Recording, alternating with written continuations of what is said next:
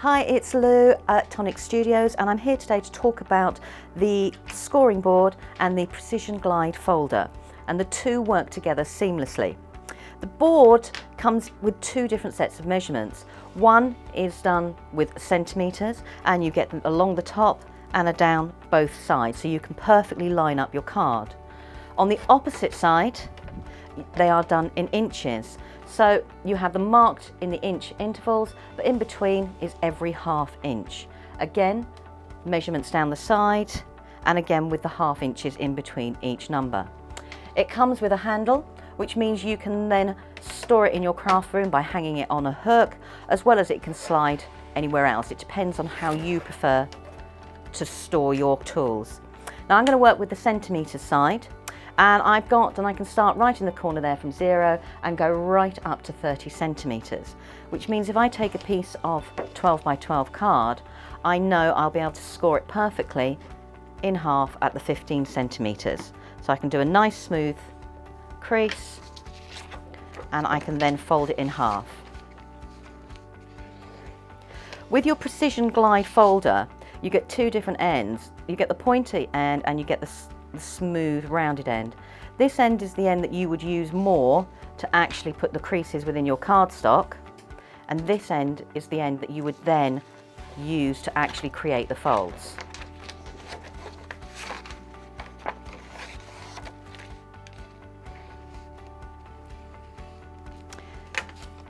It will work with a range of different materials, so I've got the pearlescent card here and I can go and create beautiful, clean, crisp folds straight away.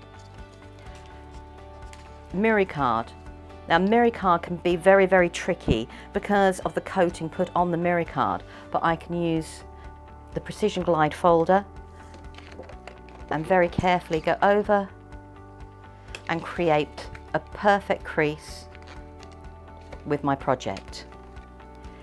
It also works beautifully with the speciality card. So I can go down the middle, and I'm just going to do two creases on this one because of the texture on the paper, fold it down, and again using the alternative edge I can create a perfect crease with the actual paper. So the measurements on here between each whole number is the actual half, so like 1, 1.5. So it means if you want to do precision scoring at every 1 centimetre and then do a half and then a 1 centimetre and then a half, the board allows you to do that. So you can then create all the different folds you need for your project. Now I focused on the centimetre side, so if we turn it over we get this side here which has got the inches. So if I take a 12 by 12 piece of paper, you can see the paper lines up perfectly on the further edge at the 12 inches. So I know if I score straight away down by the 6 inch and then I fold it in half, I've created a perfect 6 inch in height. Cut that again in half and I've now got two card blanks at 6 inch squares. I can use for 7 by 5 inch, which is a little bit trickier, so I can score at my 7 inch and then I can score at my 5 inch. I would cut these parts away, but for now we'll just fold it.